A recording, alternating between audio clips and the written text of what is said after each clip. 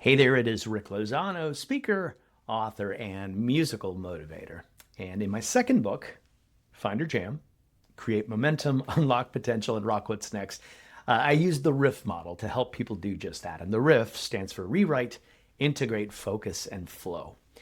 And in the flow section, we talk about how do we keep things moving forward? How do we get people past stuck? How do we make them feel engaged and useful and validated and keep them sort of moving in their areas of natural talent? And one of the techniques that I use is a simple process called slow your no. It seems these days that we come pre-populated with a default no.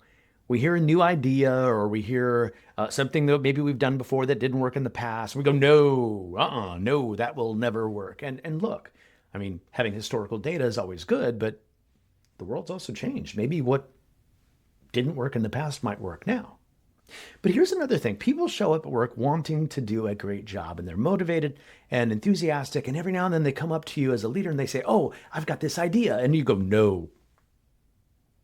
And how did that just make that person feel? Probably a little shut down. And they're probably not going to bring another idea to you if they feel that way. And look, there are bad ideas and there are things that we will ultimately say no to. Absolutely. But what I encourage all of us to do as leaders, as individuals, is to slow your no. And the process looks like this. Rather than, boom, jumping out with an immediate no, instead of saying no, ask 3 relevant questions. So this person comes up to you at work and they say, hey, I got this great idea. And you go, why is that your recommendation? Okay, what data do you have to support that that's a good idea? What external resources have you seen using this effectively?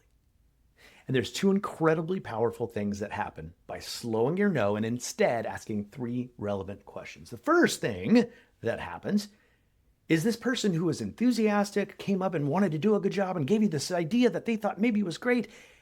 They felt seen. They felt acknowledged. They felt listened to. And that alone is probably worth it. But the second thing that happened is, even more importantly, in my opinion, is in that moment, you as a leader, as a coworker, created a growth opportunity. By asking 3 relevant questions instead of saying no, this person now has to think differently about what they did. They have to go, okay, well, wait a minute. Why was that a recommendation?